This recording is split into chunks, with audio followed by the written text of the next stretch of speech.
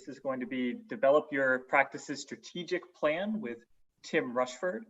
Tim is the owner and general manager of PedsOne, located in Winooski, Vermont. PedsOne is a medical billing service specializing in pediatrics. They serve pediatricians throughout the United States. Prior to PedsOne, Tim worked for several years as a healthcare consultant and startup specialist. He also brings with him a long-standing business background working with a variety of organizations, from small solo businesses and large multinational organizations. So it's our pleasure to have Tim here to give this presentation for you guys. And without further ado, I will stop my sharing and hand it over to Tim. Thank you, Jeremy. Sorry about the delay. Thank you, everyone. Thank you, Jeremy. Good afternoon. Welcome to the 2020 PCC Users Conference.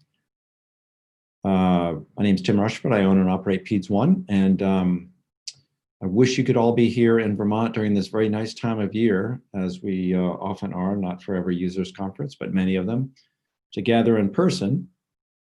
However, I appreciate PCC's very agile response to the coronavirus pandemic to still hold these important presentations and sessions. So thank you for attending. This session on strategic planning is, my intent is to introduce you to the purpose and the components of creating a strategic plan. And my intent is for this to be a working session. So not just me presenting, me talking, but trying to really present a guide through the process so that during the presentation, you can start creating your strategic plan. And I encourage you to take any opportunity to, either through chat or through just pencil and paper, computer, at any time during the presentation, begin making notes, begin creating the content and the structure of your plan so that you walk away figuratively from this with the beginnings of something. That's my intent. So from our work in businesses and practices, especially those that are high performing, there's several fundamental differences between those and other practices that set them apart. Often they have the right people in the right seats on their bus. Perhaps the staff is fully bought into the mission of the practice. They're committed to a higher purpose, a sense of greatness, and strive for perfection. And they accomplish many of these things through something that's also quite unique in not only healthcare practices, but businesses in general, and that is having a strategic plan. That's part of the reason we're here today, to set yourself apart from other practices and other businesses in a very, very important way.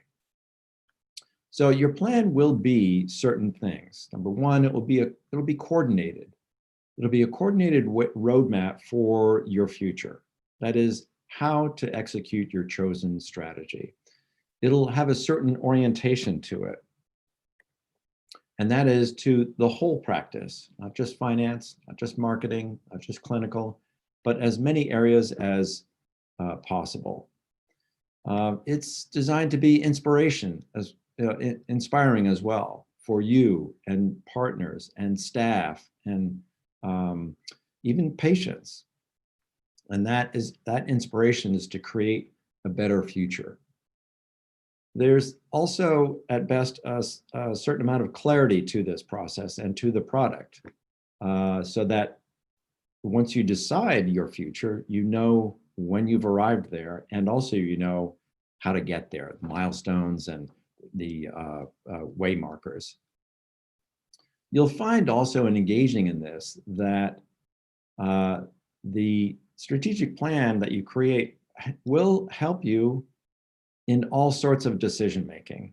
It becomes a useful tool in directing the key resources of your practice: the energy, the time, the staff, the money, and focusing all of that in certain intentional, important directions.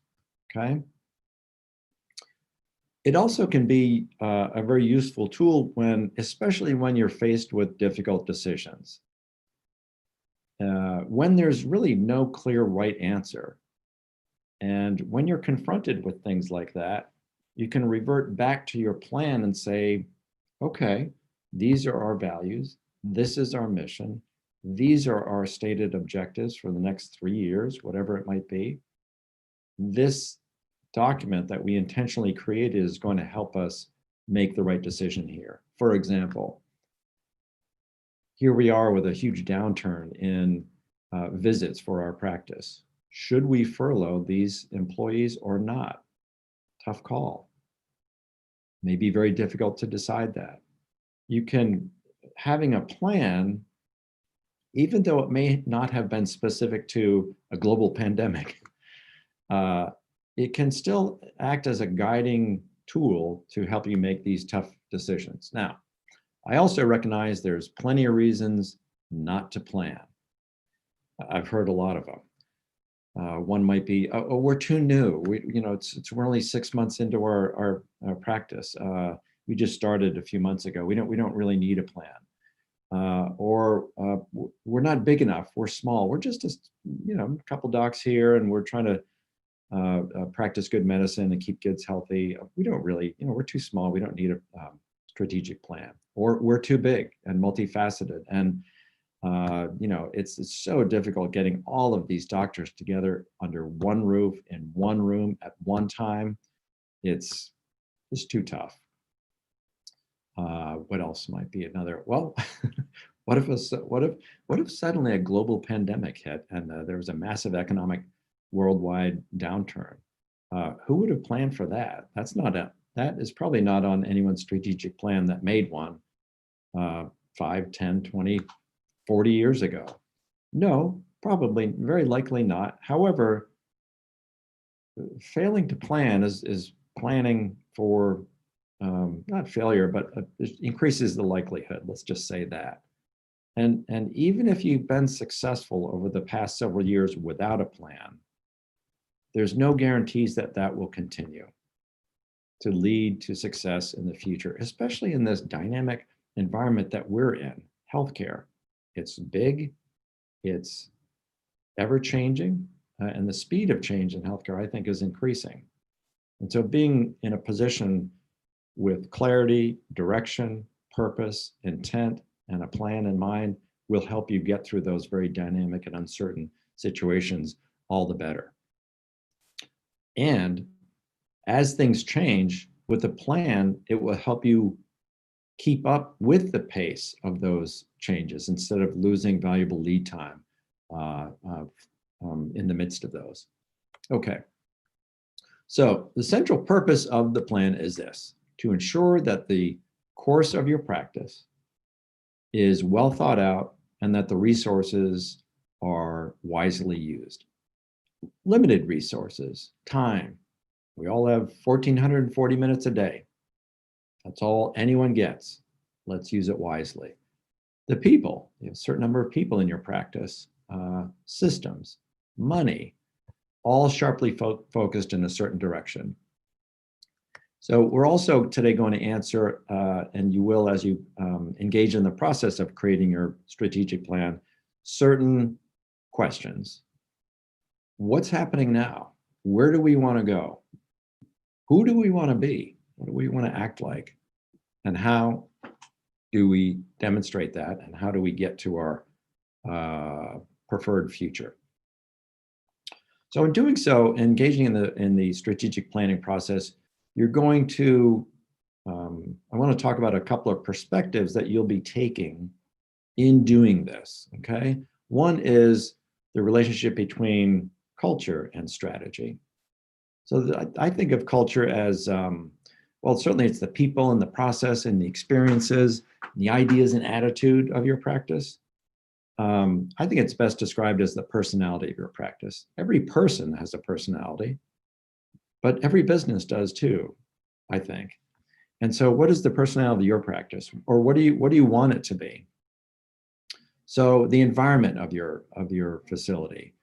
And an important point is that improving your culture is a very powerful way to implement strategy. Because once you have a decided upon and agreed upon, a chosen and developed culture of your organization, it's more likely that everybody's in the same boat, rowing in the same direction at the same cadence. And so moving ahead to a desired future is a lot easier when that culture is strong and healthy and vibrant and also bought into by everybody.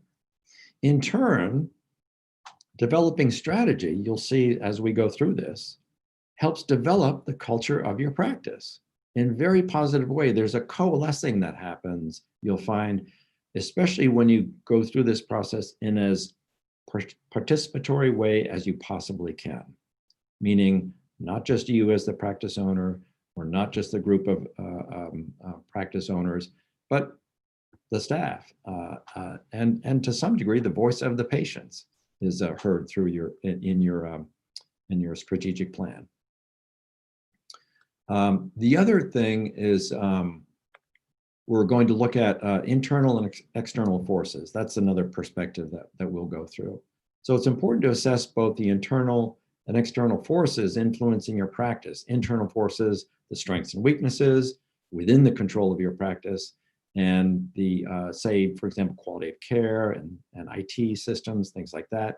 And the external forces, things like government regulation, RVU formulas, and competitive practices in your market, okay?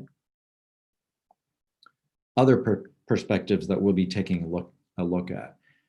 We'll be aiming towards as much of a balanced perspective as possible. So creating goals and objectives in multiple areas: finance, operations, patient care, the people of the practice. All creating as balanced a perspective and a balanced plan helps attend to as many of the appropriate areas of your organization as necessary. And of course, the details. It's great to think in broad strokes, but what really separates a lot of businesses who successfully implement their strategic plan from others is the action, is the doing. We'll talk about that a little bit later, but the details of the implementation help ensure a higher likelihood that the plan is going to take action, as opposed to being a pretty 3-ring binder sitting on someone's shelf in their office. So engaging in the difficult work of getting there, the action plan with accountabilities and timelines and budgets and milestones and to-dos. This is what brings meaning to your plan, okay? So here it is in 1, 2, 3, 4, 5, 6, 7. I'm not going to say simple or easy steps, but clear anyway, hopefully. So going from left to right, here's the strategic planning process, the situational analysis. What is happening right now? Where are we right now? That's the first thing that we need to identify. And we'll go through a process called the SWOT analysis. Many of you are probably familiar with it. The next step is to identify some target issues. We use the results of the SWOT analysis to create themes and goal possibilities. Like, oh, this looks interesting. We've mentioned this 4 times, and this seems to be a kind of a touch point for our organization. Next, number 3, we start to we take a sort of a step back, and we ask ourselves, what are the values of this practice? What are the values of this organization? What's important to us? What are our convictions, our guiding principle? What do we want the culture of our practice to be? And going from there, your values, to creating a mission statement is quite easy, because you've decided what's most important to you. And then you can form those values into a direction. Every business needs a reason for being in business. Otherwise, they shouldn't be in business. So there should be a purpose for being in business, beyond just being transactional. So your mission statement is your common vision. And it's a way that your practice can direct the energy and resources and guide your members towards shared goals. It's your reference point for coordinating all of the efforts of each provider, nurse, and administrative staff, okay? After creating your mission statement, it'll make it easier to start to prioritize some goals. Remember, we know where we are. We have some sense of some possible goal priorities. We've identified values and what our mission is based on those things. And now we can start to, based on those prior steps, decide what's most important to take on based on those values and your intended mission. After that, you start the more specific work of creating a planned framework. These are the strategies that you'll use to achieve the goals and objectives that you set forth. It explains the how of your plan. How are we going to do it? What's our method? What's our approach? What are the tactics we're going to have? And the performance targets of your plan. And then finally, again,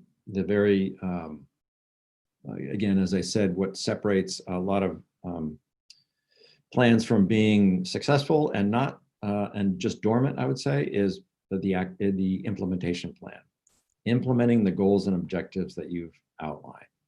It's crucial that you proceed quickly and deliberately after creating your plan into implementation as possible, because you'll still be in the honeymoon phase and have all of that energy used from the planning process, and that should be just moved right into the implementation, so that you keep an eye on the rollout during the planning process, because all the best planning is a waste of time if it leads to just, as I said, a 3-ring binder that sits on someone's shelf. Your implementation is what ensures that your plan will be a living, dynamic tool that becomes a part of your month-to-month operations and your business going forward. So the strategic plan, as outlined here, is designed to do certain things. It's designed to reflect the values of your organization and what's important to you and what makes you unique. It's designed to inspire advancement and achievement and move you towards a more preferred future situation. It's made real by being very clear and specific and having criteria for achieving success.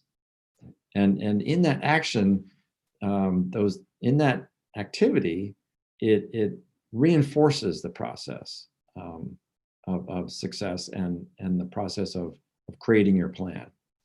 It's also, as I mentioned earlier, the strategic plan can assist you in everyday decision making. So let me give you an example of that. So when in creating, here at PedsOne, all of our performance evaluations are pulled directly from our values and mission statement. It's easy. This is what's important to us. And therefore, this is how we're going to evaluate our staff, not just based on tasks and can you successfully achieve a 60+% of accounts receivable. Yes, that's important, certainly. But it's also important, do you work towards the greater good of this organization? Are you a good and effective creative problem solver? Things like that. So it's, as I mentioned, easier to create certain things like job responsibilities, job descriptions, performance evaluations, and also to conduct those evaluations once you've decided on creating these key components of your strategic plan. So it's not really about predicting the future. It's about shaping the future. And another point here, your plan doesn't have to be long. In fact, I would highly encourage you to work hard to try to keep it to, I don't know, maybe it's a 2-page document. Try to go for the easy win. Instead of having 20 goals, have 2. And instead of having a 5-year plan, have a 6-month plan. Go for the quick win, because those achievements will reinforce the process and make it easier to say, okay, now we're going to go from 6 months to 24 months in our planning process. That's next. And now we're going to go from 2 goals to 4. because that worked out pretty well the first time around. And in doing so, it's also doesn't make your strategic plan an occasional process that you sit down and do every 5 years or so, or every 10 years. One of the keys here is seeing if you can figure out a way to fold in the strategic planning process into your daily workflow. It becomes part of your operations at the very best, okay? Okay, so moving back to our planning process, we begin with where are we right now? And we'll start with the SWOT analysis: strengths, weaknesses, opportunities, and threats.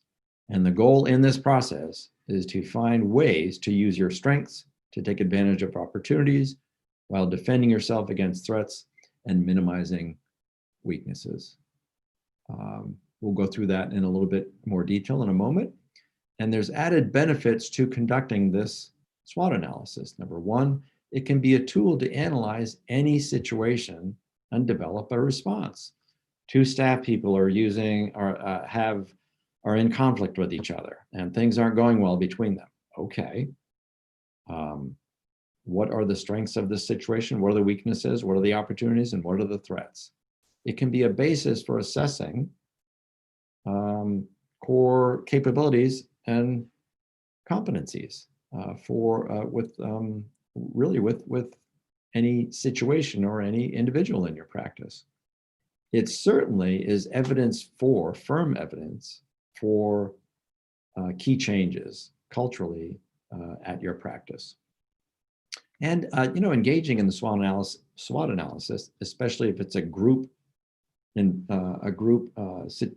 process, is it's a stimulus for cohesiveness and engagement and buy-in and giving multiple people voice in not only your strategic planning process, but in evaluating what's going well at your practice. And I would also add that when you're trying to just find out, for example, what's not going well, say at the front desk, well, maybe you could ask another provider or the practice manager, maybe. I think the best person to ask is the front desk staff or individual. They're the closest to the action. They will likely, if given the opportunity, give you some very powerful, detailed, and authentic information with which to make these important decisions on. So get as close to the source of the action when you're engaging in this process as possible, okay? So a couple things to keep in mind when engaging in this SWOT analysis. Number one, focus on today.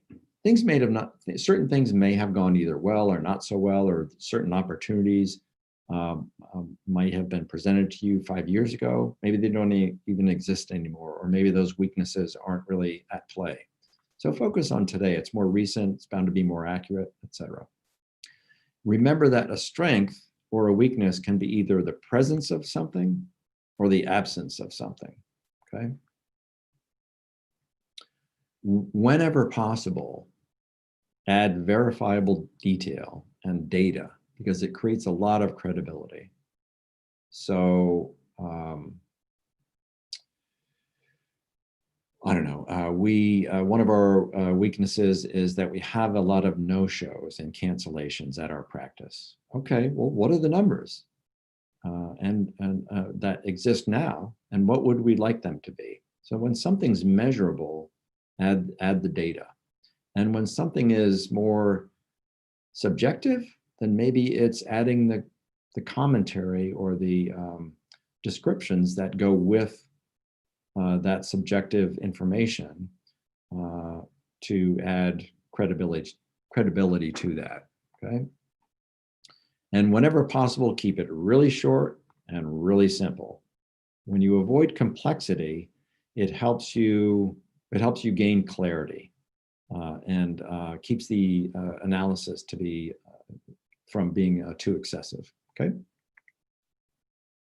So let's give some examples of some of these internal factors okay? Strengths and weaknesses. The services you offer, the governance of your practice, formal or informal, the quality of care you give to your children and family, the staff experience of working there, and their knowledge assets, how much they know, their professional development, the cost of management capabilities, or cost management capabilities, and the culture of your organization, excuse me. External factors such as opportunities and threats, your socioeconomic forces, changes in the healthcare market, the third-party payer mix and the specific directives of those payers, competition in your market, the demand for your services relative to the marketplace, emerging technologies out there in healthcare, regulatory opportunities and restrictions that are ever changing, we know that. And a new one recently added to the presentation, global pandemic and ensuing economic downturn. So who would have expected even 6 months ago? Now a couple of things to point out. Here is the SWOT in summary, okay? Starting at the lower left, using strengths, here's an image of the whole process. Using strengths to avoid threats and to take advantage of opportunities, and offsetting weaknesses to take advantage of opportunities, and minimizing weaknesses to avoid threats. One suggestion I have for you is to start with your strengths. Why? First of all, the internal components, strengths and weaknesses, are things, as we mentioned, within your control. And things that are within your control are generally more familiar. They're more, your view of them can be more accurate. The proximity to those things is closer than it is just to, like, I don't know, the payer directives or what's happening in healthcare, et cetera. I will also add that it's easier to build on success than it is to eliminate failure or struggles. We know that through science and human behavior. Finding something that's going well and building upon that is a lot easier than finding something that is a mistake and eliminating it. Okay, it's faster, the change is less expensive, and so you'll be able to find success much more easily and readily. Okay, so I would suggest at this point, given that we've talked a lot about the SWOT analysis, hopefully if you haven't started already, write down now what some of your strengths, some of your weaknesses, some of your opportunities, and some of your threats are at your practice. If you do it now, if you just make note of a few, it will help you leave with something that you can build upon, okay? The strengths, I think you'll find, will be very easy. Be as specific as possible when you are writing these down. Well, we provide really great care for our kids. Okay, well, what do you mean by that? And give some examples of that, okay? Okay, as you remember from our outline of the strategic planning process, the next step is to identify some key target issues, okay? So, and this can be done in a couple of different ways. So once you find that once you engage in the SWOT analysis, things will start to come to the surface. Things will start to rise up. And these will be kind of indicators and sort of alerts to you that say, oh, they're kind of screaming for your attention a little bit. So these, this identification of key issues can be done in a couple different ways. It can be done all together in one group, the whole practice. It can be done in subgroups. But what you're doing is identifying areas that just need attention of one kind or another, okay? If you decide to create subgroups in your organization. My suggestion is that you create as much diversity in that group as possible. So instead of having, oh, all the nurses are going to be one group, and administration is going to be another group, and the doctor is going to be another group, maybe not. Take a provider, a nurse, and a front desk person, and an administration, a nurse, and maybe someone from your billing office in another group. That diversity will help create slices of your practice that will support this decision-making process, okay? So what you're doing here is targeting, creating targets for change and goal possibilities. And for each issue, you want to determine what would you like to see more of and less of. So here's an easy way of doing this. Everyone say, let's see, you're all in one group. Everyone's in one room. You've done your SWOT analysis, okay? You'll notice in doing that, if it's authentic and unvarnished, you'll notice issues, keys, things that are sort of coming up to the top. Take a big piece of paper, or maybe some easel pad paper, stick it to the wall and write the title of the issue over the top. It might be quality of the patient experience, okay? And down the middle, right, put a big line going vertically from top to bottom on that piece of paper. And on the left side, write more of, and on the right side, in the right column, write less of. And so for that issue, you can discuss for the quality of patient experience, what do we want to see more of at our practice, and what do we want to see less of? It's a very simple but effective way of starting to formulate what you want to do, what actions you want to take, which can then more easily turn into goals, okay?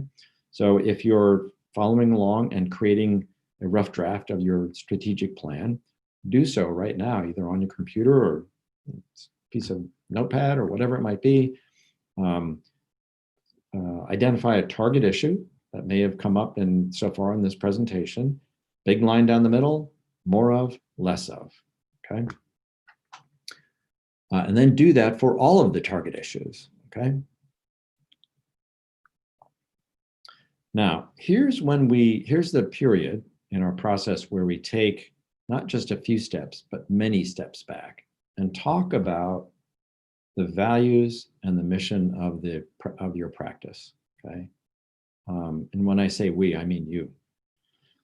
So it's important that you've identified where you are. You've gone through, like, what are our strengths and weaknesses, and what opportunities are out there, and what threats are out there, and what are some based on that, what are some, maybe there's some themes here, some things that we should pay attention to, some things that we want to change or make better or avoid or take advantage of. Now is a good time to step back, I think. And first of all, identify your core values. These are things that are most important to you. Your purpose for being, for doing the work that you do. And there's a lot of ways of doing this, but generally it's fewer words and a lot more right brain than left brain. One way I did this for a practice was we took out a bunch of art supplies like pipe cleaners and clay and crayons and all sorts of stuff. And each person created the future of the practice in any way that they could draw it. They could make a model of it, but it had to have meaning with regard to the core values of the organization. And then we went around and each person described their future vision of the practice. And it was a tangible way of expressing what they thought the important identifiable core values of the organization should be. In some cases, they already are there. In some cases, it's aspirational. Someone wants to go in that direction, okay? And I'm going to show examples of this in a moment. From your values, your core values, it's an easy walk to your mission statement, which is this is it's your challenge to yourself. It's your sense of higher purpose. It's what you value and believe in. It's the reason for you being in business, or the reasons, I should say. It's also a touchstone to keep you on track, especially in those difficult times when you're not sure what to do, or should we open up that other location? Should we hire another provider or not? Should we bring in more staff or not? The values and your mission can help you make those often difficult decisions and be that touchstone that you often need. Okay. Ideally, it's useful, it's pragmatic, it's applicable, and it's short. So distill it down by continuing to ask yourself, so what? We want to be a practice that has leading edge IT. Okay, what does that mean? So what? What do you mean by that? Constantly ask yourself those questions through this process so that you get as specific as possible. And that will help you be more, add clarity. It'll help your goal setting and your to-do list. It will also make it more authentic. And this is what we really mean by that here at PedsOne Pediatrics, for example. Let me give you an example of the PedsOne mission statement. Okay, this is us. We have three basic intents on being in business. One is to make a better future. Two is what we call Nourish 360, and three is to be of service to others. Okay. What we mean by making a better future is we want to do superlative work with uncompromising integrity and professionalism. Sounds lofty, but we believe our standards for excellence as billing specialists means that pediatricians can then provide better care for children. When children are vibrant and healthy, anything is possible. We all sleep better knowing that the future is in good hands. We achieve great results through creative problem solving, attention to detail, and being dedicated, driven experts who are responsive to client needs. This also means that we strive to be excellent with our coworkers and vendors, and we do that by sharing knowledge, supporting each other, and fostering mutual trust and respect. Secondly, a commitment to doing excellent work is challenging and requires that we cultivate and sustain all parts of us, our mind by rigorous learning, our body by living healthy, our heart by creating a rewarding, fun, and flexible work environment. This is how we fuel our tank. Thirdly, we are stewards of the community and the world around us. We support and give back to others because we acknowledge that we are at our best when of service to others. We leave the world better than it was when we found it because it's the right thing to do. That's the PedsOne mission statement. That's our reason for being in business. That includes a lot of our values like trust and respect, and that's an attempt for us to try to be as specific and meaningful as possible. Okay, so the next step beyond now that you've done your articulated your values, you've described your mission statement, is to start to prioritize the goal possibilities that you started earlier. Now, let's go back to the room where everyone in your practice is with a bunch of easel pads and notes all over the wall and goal possibilities and your SWOT analysis and etc. So you've got your list of potential goals. There might be too many, and maybe you only want to do 2 or 3. You only want to take on 2 of them. Okay. So we've used a certain method for doing this that is very fast and very effective. And hopefully you can see these. I have these little green dots that are, you can peel them right off here. And so what I do when we're making group decisions at PedsOne is everyone gets, I don't know, 8 of these or 9 of them or something like that. And we say, okay, this is what we did when we were creating our values, okay? We had, I don't know, 50 of them up there. And I said, here are your voting dots. Everybody go up to all of those values and put your votes, your green dots, on the values that you think are most important to our organization. All 9 of them can go on 1, could be 5 and 4 on 2, could be 3, 3, 3 on 3 of them. You can spread them out on 9 different ones. But it's a way, and it can be done. You can take 30 people and in 15 minutes be done with it.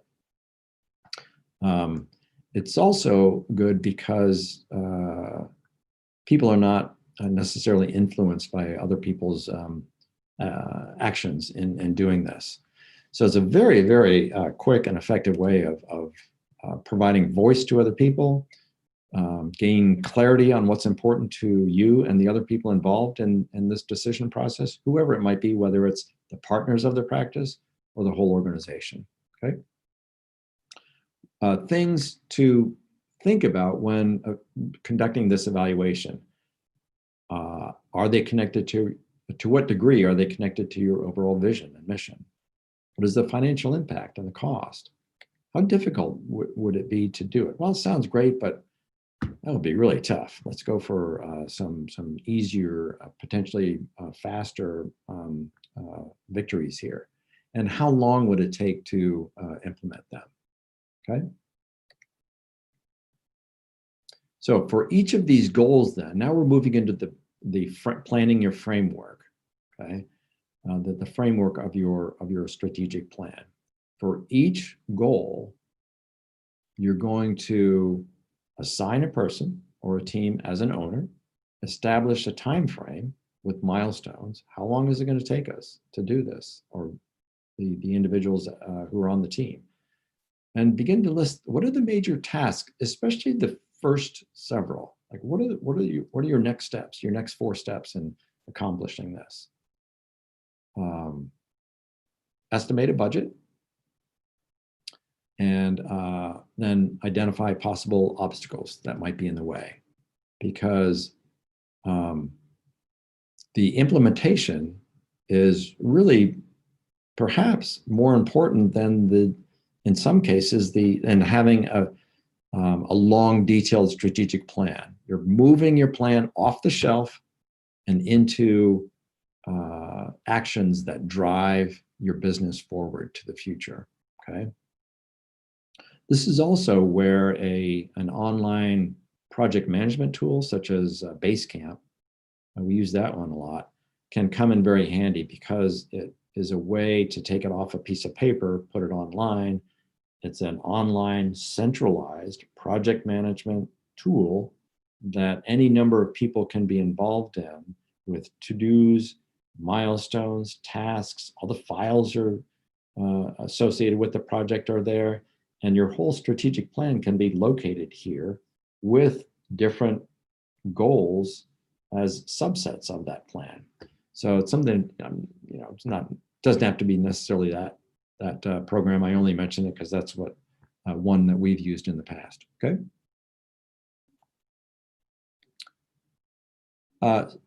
Some easy ways of remembering some key things that we have mentioned today. SMART goals. And what I mean is keeping them specific as possible. That's the S, with detailed descriptions of the aim in mind. Have them be measurable, okay? Quantify the goal to facilitate management and implementation as well. Make them attainable. Again, I really can't stress enough the power of keeping things achievable, not only as a plan or a goal, but also the steps to get there and the individuals who are involved in it. You'll feel much better starting one goal completely than creating 3 that don't ever get much attention, okay? Are responsible, that they're assigned to a specific person or a specific group or a specific department. And finally, T, time specific. When are we going to start? How long is it going to take? When do we expect to have it say, at what date would this be 60% done, for example, okay? A little bit more about implementation. So this is really where studies show, say Fortune magazine, most organizations, this is where they stumble with strategic planning. They put the plan together, they take the time, they do the SWOT, they identify goals, excuse me, but they don't implement. They don't, this is the doing part.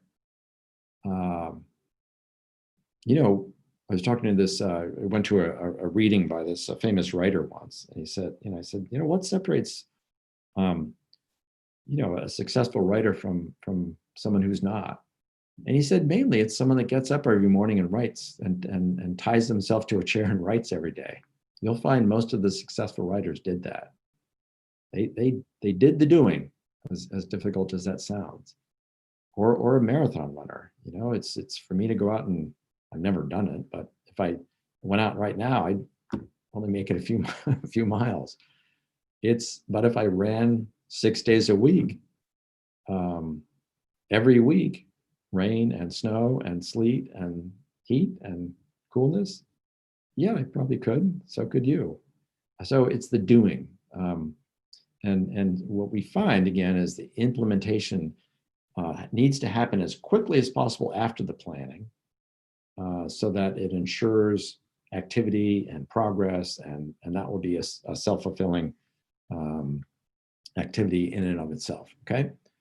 So what studies find is 60% of businesses don't link strategy to budgeting. Well, sounds good, but how much is it going to cost? 75% don't link employee incentives to the strategy. So the employees say, well, why am I what is the meaning, what is here for me? Not, and it doesn't have to be incentive. I don't mean just monetarily, but incentive in terms of a voice or involvement or trust or having decision-making authority. 86% of managers spend less than 1 hour a month talking about strategy. So here, what it points to is the challenge of driving a wedge into the day-to-day operations of your practice, which is very difficult. You're all so busy, in order to make your strategic planning part of your day-to-day operations. That is the key. Start small and expand it as much as you can. And then, of course, the buy-in factor. 95% of the staff don't understand, or they're not bought into the company vision or the strategy. One way of creating that buy-in is to get their involvement in the front end in creating that vision for the organization. Even though they don't own it, but they're the ones that are going to be assisting and implementing and supporting that culture. Okay. So another implementation or another tool for going through this process, some key things to help you in implementation. Number one, communicate to the employees so that they understand what their role is. It could be through monthly email messages, or part of their notes in their paycheck, or flyers, or part of staff meetings. Make it ordinary. Again, building implementation into the everyday, the fiat of the everyday. That's what we're trying to do. Maybe you recraft job descriptions. Maybe you're planning as part of your regular staff meetings or your annual meeting. Third, ownership. Here's where we're building accountability. Create high visibility to drive the changes by connecting each objective to an owner or a team. And leading by example is very important, so that you show you're walking the walk and what ownership you have in terms of the planning process. And this is, here's where you want to keep the plan front and center, both literally and figuratively. You're talking about it. People see the progress. That's why those sort of thermometer type signs in fundraising are so important, because you can see, oh, we're at 10 degrees and we're going up to 70 degrees, but we've got this much left. So it's a great visual reminder of progress. So, and you're talking about the plan regularly in conversation, in the hallway with board members and community members. L is linked. So your implementation, linking your implementation to strategy is, or strategic planning is very important. So we're making sure again that implementation is part of the planning process. So planning is one thing, implementation is another. We're trying to sort of mold those together. Okay, next. T is for track. Track your progress with measures to create a sense of forward motion.